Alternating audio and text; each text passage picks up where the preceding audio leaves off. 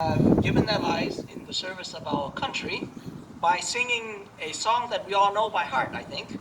And so let us sing America the Beautiful together. Just the first verse.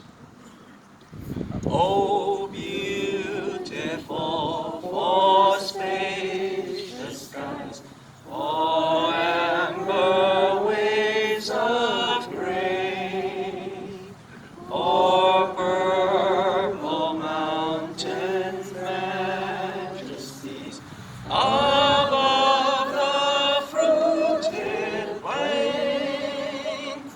America, America, God shed His grace on thee, and crown thy good with brotherhood, from sea to shining sea. When we travel across the United States, whether or not we're standing in the beautiful Mears Woods in California, looking at the majestic giant sequoias, or climb up Mount Rainier in Washington, or take a look and marvel at the Grand Canyon, or stand and in awe of the power of the Niagara Falls, or even here, as we enjoy the beauty and the goodness that comes from the Great Lakes, Lake Superior right here. We can recall the lyrics of this song, America the Beautiful, and know exactly what they're talking about. That is, America is a beautiful place. But more than, I think, the natural beauty that we have is the beauty that our country is founded for. The ideals in which our vets have given their lives in service of. That the ideals of democracy in which we have a chance to vote in for our leaders, and we have a chance to participate in directing our representative to write laws for the benefit of all of us. The ideals of there are rights that's protected, that no one should be denied. The right of speech, the right of peaceful assembly, the ideal of liberty, and that is we are free to pursue our happiness without overly burdensome and oppressive government control.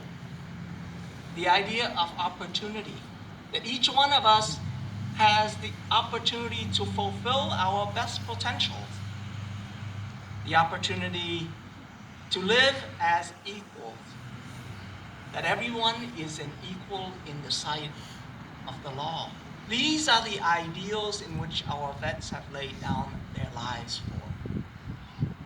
And these ideals are just as beautiful as the majestic beauty that we have in our country.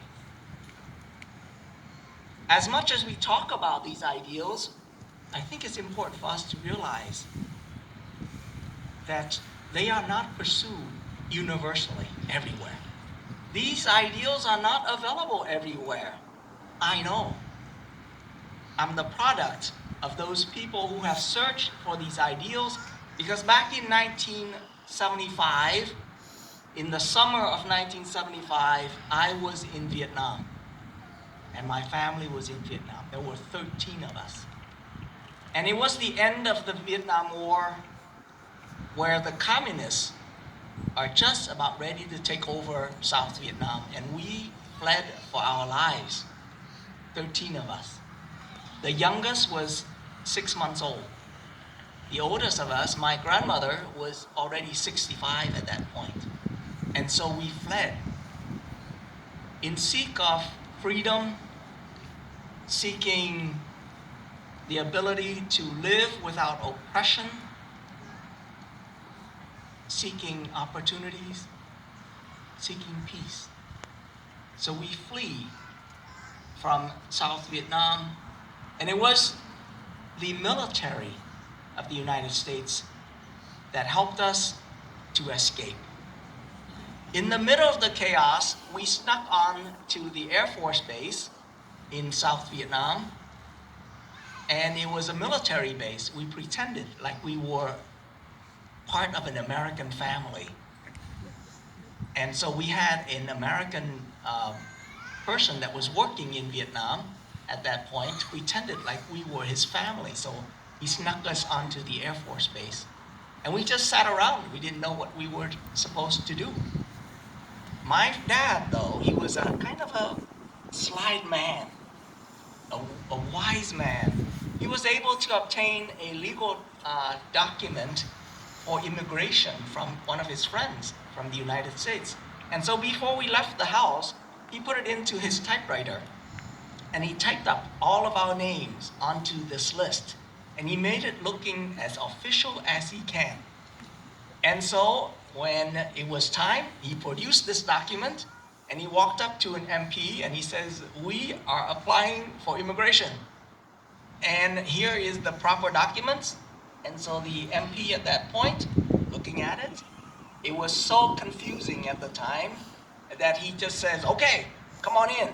So they shoved us, 13 of us, onto the back of a transporter plane, which is one of these huge things that with the back drop down, that they could load tanks and troops into. So they shoved us in there. I believe there were about maybe 200 of us crammed into the plane, and we took off, and we landed in Guam, and once again, the military came to our aid and helped us to get settled, food, the things that we need, clothing, whatever we need, and to begin the process of writing out paperwork for us. And then they flew us to California, Camp Pendleton. I'm thankful to the Marines because that was a Marine base. And here's what I learned from the American military. American servicemen and women are proud professionals. I have never seen such people that gave us respect, although we were refugees. I'm sure we sounded strange because of the language we were using. I'm sure we probably smell funny because, you're refugees. What do? You can't take showers. And they treat us with compassion, with respect. I still remember the servicemen and women who came around and cleaned our toiletries. I'm not sure. I think they might have farmed that out now to a third to company, but back in my days, they were helping with cleaning those things out. They were there to take care of us, to make sure that we were fed, and they took care of snakes and various things that were in the fields. There's another story about snake that I can tell you, but today I'm not going to do that. But what I learned is that they were professionals and they're proud of their service. And they did not abuse their power. If you do not appreciate this, all you have to do is travel a little bit around the world, and you would see how people with power, especially with military power, can abuse their power for their own advantages. You don't have to go very far, and you can see that.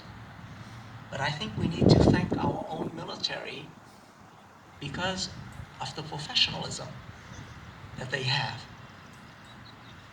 And when I grew up a little bit, last year, actually, there was at the Veterans Appreciation Dinner, there were some vets that came up to the podium and talk about their experience of coming home.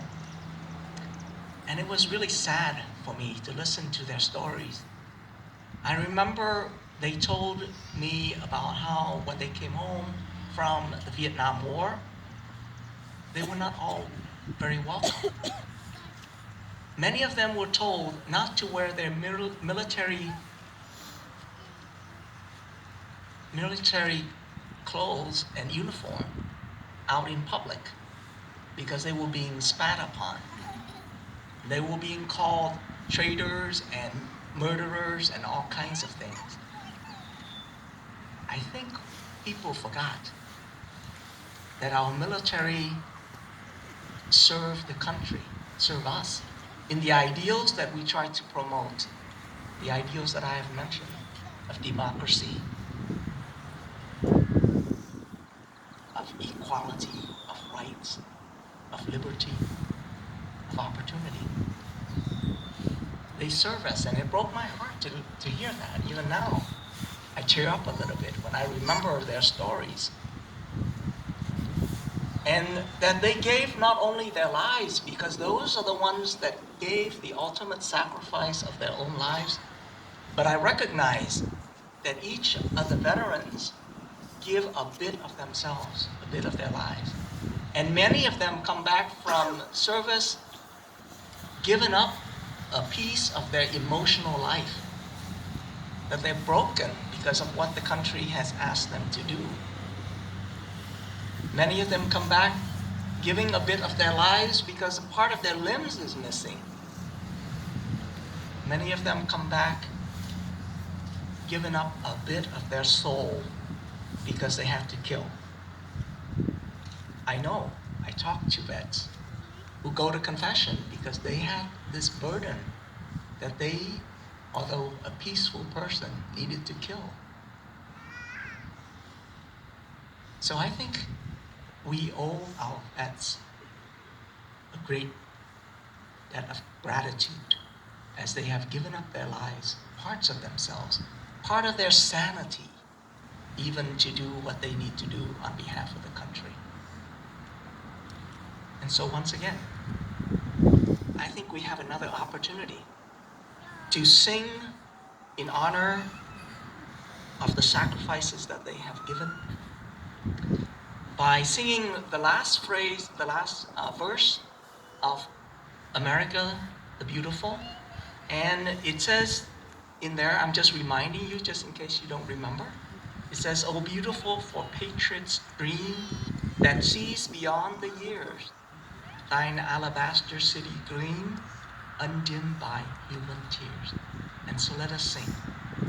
Oh, beautiful for patriots' dream that sees beyond the years, thine alabaster cities gleam, undimmed by human tears. America, America, God shed his grace on thee, and crown thy good with brotherhood, from sea to shining sea.